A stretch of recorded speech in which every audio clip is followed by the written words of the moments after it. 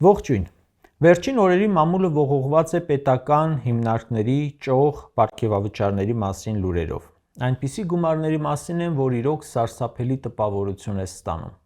Նախ հայտնի դարձավ պատգամավորների 3 միլիոն դրամների մասին։ Ահռելի թիվ է։ Ոնց էլ հաշվում, չես հասկանում, այդ ինչն են իրար գումարել, որ այդ թիվն է ստացել, ողջամիտ չէ։ Ու նաև պատճառը չենք հասկանում, որ արդյունքի համար։ Հետո հայտնի դարձավ հակակոռուպցիոն կոմիտեում մինչև 3.5 միլիոն դրամ բաժանելու մասին։ Դե դա երևի նրա համար է, որ անիվի կոռուպցիոն դեպքը կոծկում են շատ լավ։ Հետո հայտնի դարձավ քննչական կոմիտեում մինչև 4.5 միլիոն դրամ բաժանելու մասին։ Դա էլ երևի կեղծ ձայնագրություններ կտրել միացնելու եւ հաջողությամբ քրգործեր կարելու համար էր։ Հետո հայտնի դարձավ կրթության նախարարությունում 1 միլիոն դոլարի պարգևավճարների մասին։ Մեղա այսօրվա հրապարակումներ։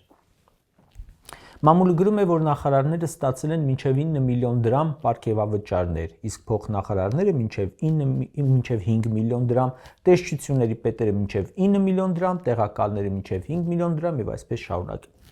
9 միլիոն դրամ մեկ ամսում մեկ հոգուն աղքատության տարածաշրջանում, ամբողջ ԵԱՏՄ-ում Եվրամիություն են ուզում գնալ, եւ ուրեմն Եվրոպայում ամենաաղքատ երկրում,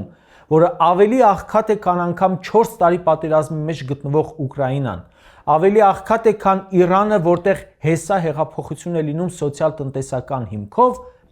այս երկրում նման պարգևավճար տալ պաշտոնյային հասարակության վրա թքած ունենալու մասին է։ Նախարարը մեկ ամսում ստացել է հպարտ հարկատուների միջոցներից 24,000 դոլար։ Հայաստանի Հանրապետությունում նվազագույն աշխատավարձը 75,000 դրամ է, սպառողական զամբյուղից պակաս է մոտ 5,000 դրամով։ Պետությունն ավելի քիչ աշխատավարձ է տալիս, քան իր սահմանած ապրելու գումարն է։ Մեկ նախարարը ստացել է 120 նվազագույն աշխատավարձ ստացողի չափ գումար։ Մի քանի տարի է թոշակ չեն բարձրացրել, ինչ որ հետվճար են տալիս, այն էլ բազմաթիվ պայմաններով, ինչի վրա պիտի ծախսի, որ ստանա, պետք է անկանխի կառավարություն անի եւ այլն։ Թոշակի նախարարը ստացել է մեկ ամսում թոշակառու 21 տարվա թոշակի չափ պարգևատրում։ Կարելի ասել, թոշակառուի ամբողջ կյանքի թոշակը ստացել է մեկ ամսում։ 65-ից գնում են թոշակի ու քչերն են, որ 20 տարի ապրում են։ 12 նախարարները միասին ստացել են Հայաստանում մեծությամբ երկրորդ Վանաձոր քաղաքի բոլոր թոշակառուների թոշակի չափ գումար։ Նիկոլն ասում է, որ թոշակը 10,000 դրամով ավելացնենք, չի կարողանա ծախսել։ Մենակ մեկ նախարարի պարգևավճարով կարելի էր 900 թոշակառուի թոշակ ավելացնել 10,000 դրամով։ Կառավարության, ազգային ժողովի, պետական օղակների պարգևավճարներով հնարավոր էր մեր երկրում բոլոր թոշակառուների թոշակը բարձրացնել առնվազն 7,000 դրամով։ Բայց Նիկոլն ասում է, որ բարձրացնենք, իրենց ինչ օգուտ մեկ է չեն էլ իմանա ինչի վրա ծախսեն։ Ըստ դրա թոշակառուն չգիտի 10,000-ի ինչի վրա ծախսի, մինիստրը գիտի 9 միլիոնի ինչի վրա ծախսի։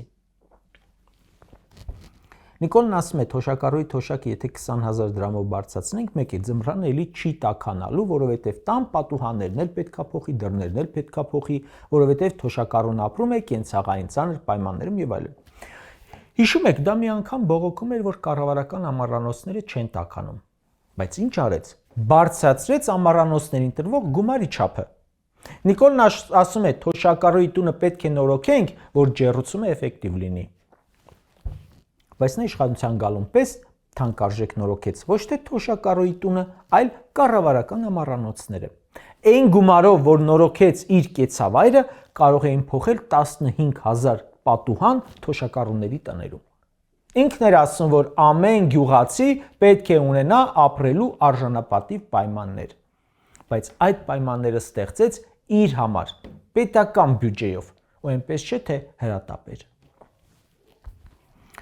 Սրանց օրոք 150,000 մարդ դարձել է փախստական Արցախից։ Փախստականներին սրանք ասում են փող չկա։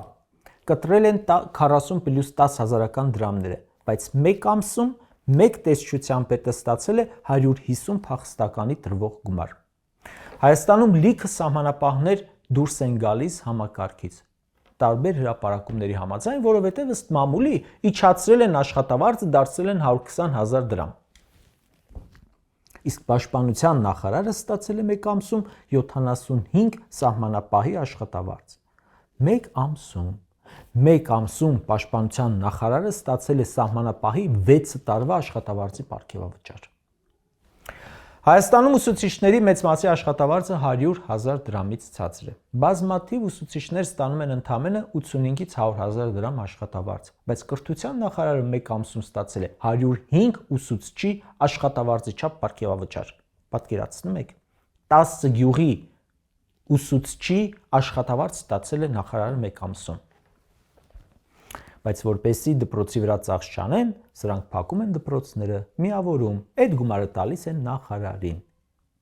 Այս տարվա բաժանած պարգևավճարների գումարով հնարավոր էր մուծել աղքատության մեջ գտնվողների ձմռան ամենածանր ամսվա ամբողջ կոմունալները։ Հնարավոր էր բոլոր գյուղացիական տնտեսություններին անվճար պարարտանյութ տալ, ոռոգման ջուր տալ, սերմացու տալ։ Ժողովուրդ ջան, սա ծաղր է ձեր նկատմամբ։ Մարդը ամբողջ կյանքում աշխատել է, փորձել է հետ գցել, բայց սրանց ստացած մեկ ամսվա գումարի չափ չի կարողացել կուտակել։ Ամբողջ կյանքում։ Սա իշխանության ագահության մասին է։ Պետբյուջեի ռեսուրսները օգտագործում են իշխանավորի բարեկեցության համար։ Սա հասարակության հանդեպ ոտնձգություն է։ Բացահայտ ազդանշան, որ համակարգը աշխատում է միայն իշխանավորի օգտին։ ՔՊ-ական падգամավոր կա, ասում է, արդարացնում է բարձր պարգևավճարները, ասում է պետական պաշտոնյան պետք է արժանապատիվ վարձատրվի։ Համաձայն եմ։ Բայց արժանապատիվը որքան է ըստ նրա։ Մի երկրում, որտեղ նվազագույն աշխատավարձը 75,000 դրամ է, պաշտոնյայի արժանապատիվ վարձատրությունը որքան պետք է լինի։ 9 միլիոն։ ՔՊ-ականների կարծիքով իրենց արժանապատիվ աշխատավարձը ամսական ինչքան պետք է լինի։ 20 միլիոնը բավական է, իսկ այդքան դոլար թե դրամ։ Տեսեք, ցածր աշխատավարձը խրախուսում է կոռուպցիան, բայց չարդարացված բարձր աշխատավարձը առաջացնում է սոցիալական զայրույթ եւ անվստահություն։ Եթե պետական պաշտոնյան ապրում է ավելի լավ, քան միջին քաղաքացին, դա նորմալ է։ Բայց եթե ապրում է անհամեմատ լավ, դա արդեն խնդիր է։ Երբ կառավարությունը մեկ ամսում ստանում է 30 գործարանի մեկ տարվա վճարած հարկերի չափ պարգևավճար, դա խնդիր է։ Երբ նախարարը մեկ ամսում ստանում է 250 թոշակառուի թոշակի չափ պարգևավճար, դա խնդիր է։ Պաշտոնյանն ասում են պետք է ստանա արժանապատիվ աշխատավարձ, իսկ թոշակառուն պետք է ստանա արժանապատիվ թոշակ, թե չէ, ըստ ՔՊ-ի։ Սրանց խոստումները եղել են հենց կեղեքված թոշակառուի մասին։ Սրանց հեղափոխության սիմվոլը չի եղել բարձր վարձատրվող պաշտոնյան։ Հեղափոխության սիմվոլը եղել է այն հայտնի կանաչի ծախող տատիկը։ Եթե պետությունը չի կարող պաշտպանել իր ամենախոցելիներին, թոշակառուներին, աղքատ ընտանիքներին, առողջապահական, կրթական համակարգի աշխատողներին, ապա միլիոնավոր դրամների պարգևավճարը նախարարների համար ոչ միայն աննորմալ է, այլև բացահայտ ամոթ է պետական համակարգի համար։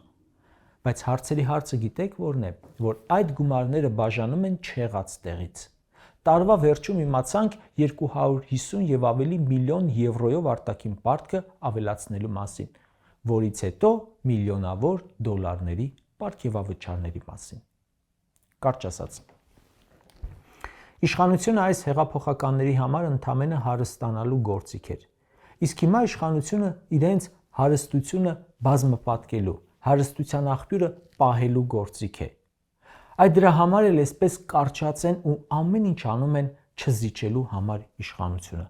Հանուն դրա պահպանման իրենք պատրաստ են ամեն ինչի բառից բուն իմաստով, որովհետև զրկվել դրանից նշանակում է զրկվել մեկ ամսում 25,000 դոլար վաստակելուց։